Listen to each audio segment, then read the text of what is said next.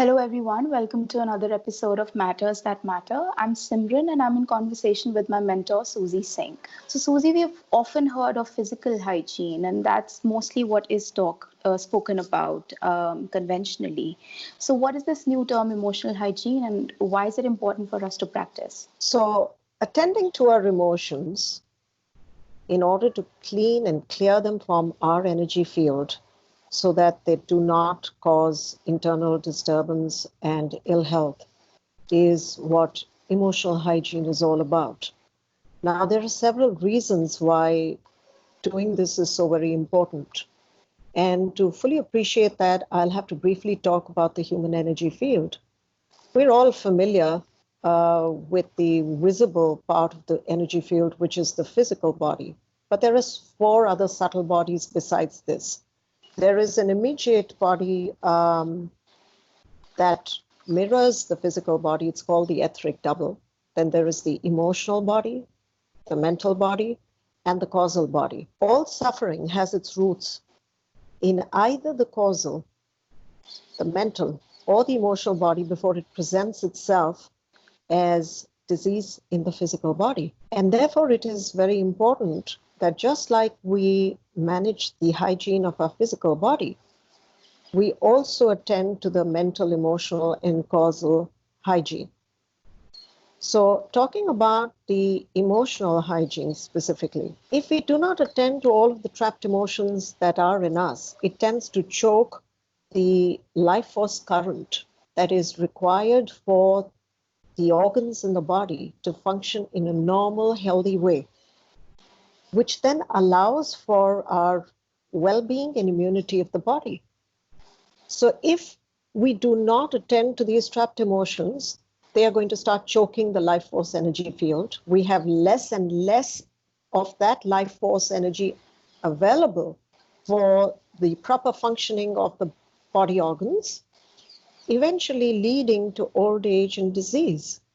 So if we want to keep healthy, it is very important that we periodically attend to the emotions that remain trapped in us from our day-to-day human experiences. Now, I could be having a human experience now, and we understand that whenever we are in a emotionally volatile or an emotionally strong experience, and we may encounter that when we are getting, triggered with someone, having a conversation in relationships and feeling upset, feeling offended, feeling angry, feeling abandoned, feeling betrayed.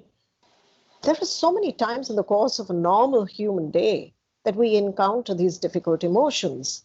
And our response is usually to just brush it under the carpet and not attend to it. So if we don't do it over a period of time, all of these trapped emotions, they become larger and larger in us. They start reducing the amount of life force energy that we have for the well-being and functioning of the body systems, and our immunity drops, which is why it is commonly heard that if you do not deal with your emotions, then you're likely to fall sick more easily. The second reason is that when you're really angry or when you're really upset, you get brain fogged. And when you get brain fogged, you're not going to take wise decisions or logically good decisions, right? And we've often been told as we were growing up that if you're confused, sleep over it or don't make hasty decisions. And that is because you need to allow your emotions to be dealt with before you can actually take objective decisions. So in order to have mental clarity, it's very important that we deal with the emotional fog that we have inside of us. Then there is a third reason of relating to the causal body.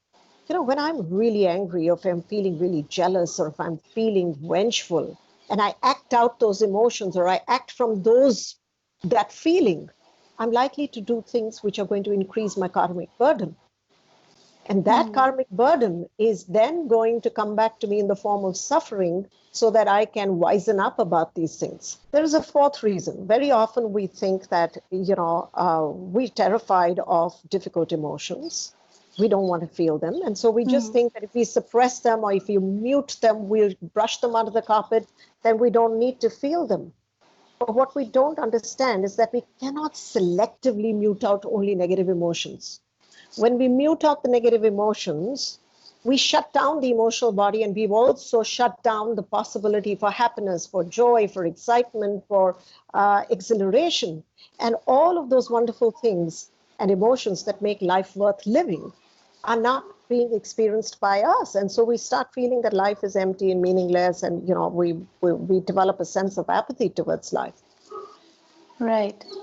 Now, when that happens, what are we going to do? We're going to look for something on the outside to soothe me, or to bring pleasure to me, or to make me feel life is worth living. And that is the fifth problem, which is that I am going to start seeking addictions outside of me to make me feel that life is pleasurable. So I will go after more food, more drink, more sex, more substance abuse, more shopping, and more codependent relationships in which I start feeling very needy, and I expect that this other person is going to make me feel special, and he's going to love me or she's going to love me, and I can't live without this other person. And that is just going to increase and amplify the suffering again.